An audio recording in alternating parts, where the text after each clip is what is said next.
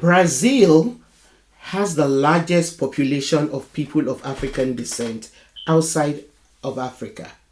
They constitute about 56% of Brazil's 212.6 million total population.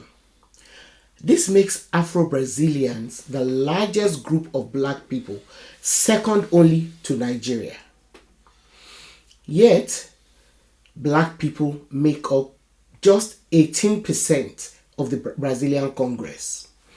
They also represent less than 5% of executives in Brazil's 500 biggest companies.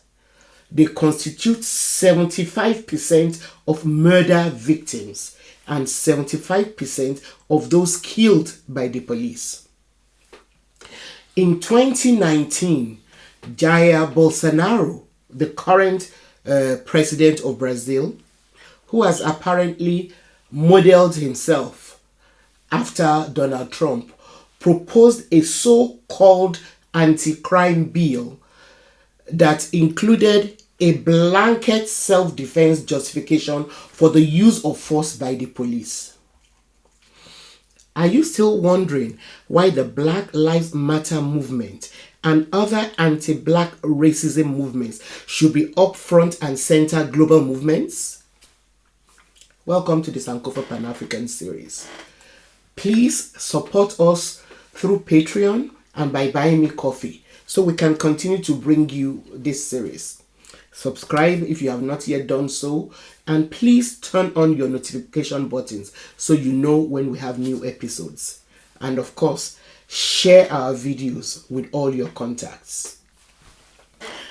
Now, Portugal's first interest in Brazil was to capture and monopolize the trade of pau-brasil, a kind of red wood which was used to make dye.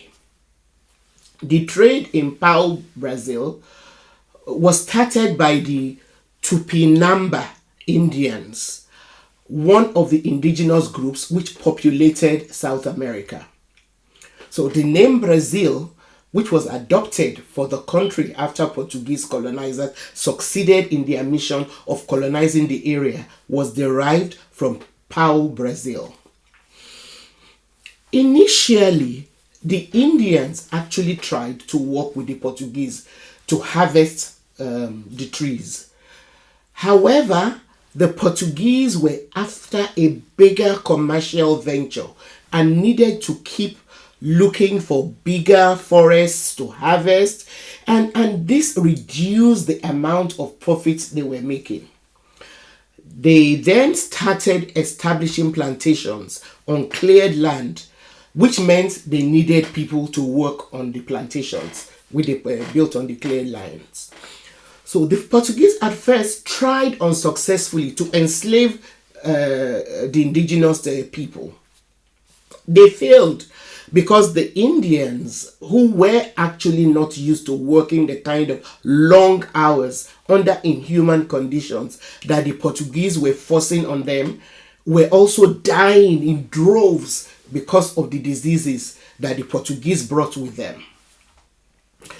Many of these indigenous people either fled inland or died. The Portuguese then started importing African slaves to work for them because they had virtually depleted the indigenous population that they met there. As a matter of fact, at the time of the arrival of Pedro Alvares Cabral, who got to the area now known as Brazil in April 1500, the indigenous population was more than 3 million. Cabral is believed to be the first Portuguese to arrive there. Currently, there are only about 200,000 of them left. Now, most accounts record that between 4 million and 4.9 million people from Africa were forcibly transported to Brazil during the period from 1501 to 1866. However, Let's pause to briefly try and imagine what this number represents in terms of lives lost and the violence suffered. First, only a fraction of those captured actually survived the journey to Brazil. Around 40% of the captives died between the areas inland of Africa where they were captured and the African coast, because they had to travel for days, weeks, months under inhuman conditions, hardly fed and watered, shackled. A lot of them actually died before they got to the coast. Now, another 15% died in the ships during the crossings from Africa to Brazil. When they got to Brazil, another 10 to 12% of the slaves died in the places where they were kept to be bought by their future masters.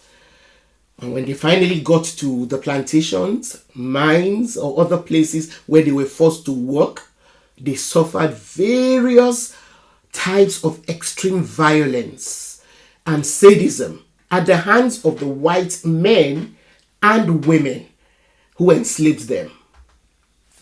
African women were particularly targeted by white women due to jealousy or to prevent a relationship between their husbands and the female slaves. So, what was the origin of the black people in Brazil? The Africans taken to Brazil belonged to two major groups. The Bantu people from West Africa, who were mostly from ethnic groups now known as Yoruba, formed a large percentage. Please, if you have not watched our episode on Ife, do so. Because as I illustrated there, the name Yoruba is a recent phenomenon. Ethnic groups which now identify collectively as Yoruba worldwide were known only by the names of their kingdoms. As such, they were Ijebu, Ijesha, Oyo, Ife, Egba, and so on. By the time the people captured from these areas got to Brazil, because the various dialects of the Yoruba language which they spoke were mutually intelligible to the various groups, they became known collectively as Nago. The word Nago derives from Anago, the name used to describe the language spoken by one of the Bantu groups captured from West Africa. Other Bantu people were mostly brought from present-day Angola and the Congo, most belonging to the Bakongo and Ambundu ethnic groups. Bantu people were also captured from the Shona kingdoms of Zimbabwe, of present-day Zimbabwe, and the coastal Mozambique. They were taken in large numbers to Rio de Janeiro, Minas Gerais, and northeastern Brazil. Now, some of the people who were captured were already Islamized and spoke Arabic. Many of them could read and write in Arabic, in their Arabic language. Many of these enslaved African Muslims were way better educated than their Portuguese Brazilian masters, who could not read or write the Portuguese language. Some of these enslaved people ended up in Bahia. These Muslim slaves were known as Malay in Brazil. They were responsible for one of the most powerful slave revolts in the Americas, known as the Malay Revolt of 1835. By the time of the 1835 uprising, the population of Brazil was mostly made up of people of African origin. But whether free or not, whether free or enslaved, it did not matter, because they were seen and treated as the lowest rung of society. The Malay Revolt tried to take control of Salvador, which at the time was the largest city on the American continent and the entire New World. Now, the Malay uprising was significant in many ways. It took place during the last 10 days of Ramadan, the holy month, in January of 1835. The freedom fighters wore identifiable attires, including head coverings and long white tunics, and carried prayer beads as well as Quranic amulets on their bodies for protection. The revolt was organized by the Nago and Hausa Muslims, but non-Muslim Africans from various backgrounds joined them. They targeted white people and any others who they identified as part of or supporters of the slaveholding society. There had been several other uprisings over a period of about 30 years, 3 decades. But the 1835 event was the largest. As a result of the 1835 revolt, more than 500 Muslim Africans were expelled from Brazil and returned to African countries. Many suspects were deported with no evidence of their participation in the uprising. Now, for those who are familiar with the history of the city of Lagos in Nigeria, some of the Malay who returned to Africa ended up in the area that then became known as the Brazilian quarters in Lagos. In Nigeria, they were called Imale. Also, starting around the 1830s, many freed Africans chose to voluntarily return to Africa from Brazil, and most settled in the coastal city of Lagos alongside the Saros. The word Saro is a corruption of Sierra Leone. Saros who settled in Lagos were either returnees from Freetown in Sierra Leone, and returnees were people who had either settled in Freetown from places like Nova Scotia. They had returned from Nova Scotia in Canada and other parts of North America. Now, recaptives were people who had been saved from being transported to the Americas for enslavement. They were rescued from slave ships before the ships could leave Africa.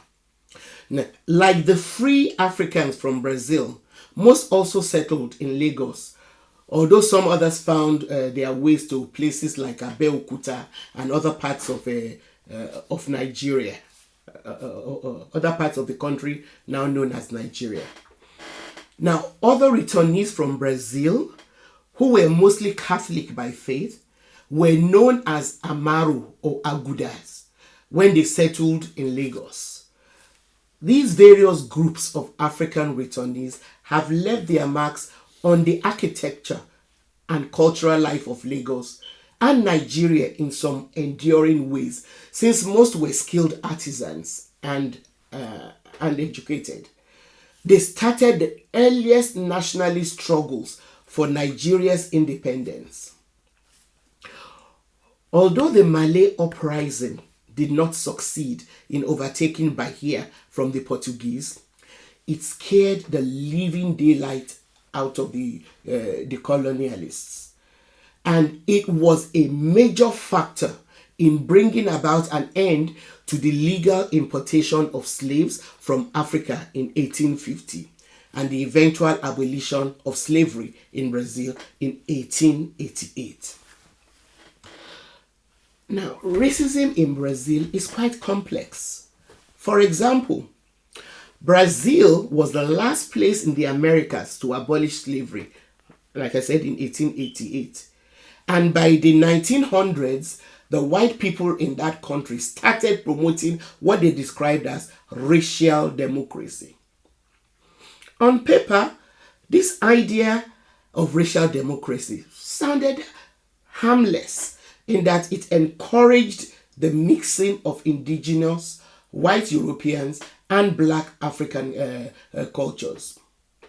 However, in reality, it was simply a way to whiten the country because miscegenation or racial mixing had been going on in Brazil even during slavery. There was therefore a high rate of sexual interactions among the colonial masters who were predominantly male and African women because there were very few white females. Also, some studies show that white male colonists, even preferred to mate with their African slaves because of the level of control that they had over them since they owned them. As such, by the time of independence, unlike in North America, the Brazilian population was highly mixed. However, even as the idea of racial democracy was being promoted, the reason why politicians, the media at the time, and academics were encouraging the descendants of enslaved Africans and indigenous communities to marry and have children with the descendants of white colonizers, as well as the European migrants that had now started flocking in. The reason was that increasingly lighter skinned generations could be produced and the country could become whitened. With the whitening also came the valorization of everything European and the denigration of indigenous and Black African cultures. It has also encouraged a persistent denial of racial discrimination and conflict, and all of these have affected the Afro Brazilians today. So, despite their sizable demographic, Afro Brazilians still face major disadvantages and institutionalized discrimination. They face severe inequalities in every area of their lives, from health and education to employment and wealth and so on. All these are tied to the fact that politically, Black people remain heavily underrepresented. Sadly, racial tensions in Brazil have continued to be inflamed by the current president, Jair Bolsonaro, who during his campaign for office in 2018 compared Black people to cattle and got away with it. Thankfully, generations of Brazilians of African descent have resisted oppression by drawing strength from their cultural heritage and religions which they have preserved and which have influenced many aspects of Brazilian life. For instance, they have left their marks on the Brazilian Portuguese language, which has been richly influenced by African Brazilian vocabulary. Afro-Brazilian religions also constitute a powerful source of strength, which enables believers to reaffirm their African identity. An example is candomblé, that developed in Brazil through a process of syncretism between several of the traditional religions of West Africa, especially that of the Yoruba and the Roman Catholic form of Christianity. Candomblé involves the veneration of various orishas like Oya, Oshun, Ogun, Yemoja, and so many others. Candomblé traditions are central to the lives of many Afro-Brazilians. Religious leaders conduct their ceremonies in the Yoruba language, and candomblé rituals have been incorporated into the Brazilian national identity. Examples are the New Year's Eve offerings to the ocean, the capoeira dance, samba circles, and the food culture such as acarajé, which is similar to akarajesha, a popular delicacy among the Yoruba of Western Nigeria. Umbanda is another example of a syncretic religion that blends African traditions with Roman Catholicism, Spiritism, and indigenous American beliefs. It is therefore not surprising that as racial discrimination has continued to escalate, Afro-Brazilians are drawing on this wealth of culture to fight injustice. For example, they are turning to the idea of the Kiyombos as platforms to fight racism in Brazil. Now, the concept of Kiyombo as a phenomenon links Black Brazilian communities and the cultural and political traditions of several African countries. During slavery itself, when some of the enslaved Africans brought to Brazil managed to escape from plantations, they formed settlements in rural areas. They called their communities, which grew vibrant outside of white society, Kiyombos. Now, the word is believed to have come from one of the Bantu languages which they brought with them from Africa. And according to Stephanie Souto, who is a cultural researcher, Kiyombo means war camp. She further explains that the word has many meanings, but basically it's a social practice and can refer to both the warriors themselves and the territories where they meet. The idea of the Kiyombo was actually broadened by Beatriz Nascimento, an academic and influential figure in Brazil's 20th century Black rights movement. She drew attention to how the concept of Kiyombos could serve the wider cause of anti-racism in Brazil. Nascimento proposed that Kiyombos need not be fixed places of resistance and refuge, as it had been for enslaved Africans who built physical communities, but that it could be an approach to many disciplines such as literature, history, and political movements. Thanks for watching. Please support us through Patreon and by buying me coffee so we can continue to bring you this series. Subscribe if you have not, and please turn on your notification buttons. Don't forget to share our videos with all your contacts, and of course, keep those comments coming. Thank you.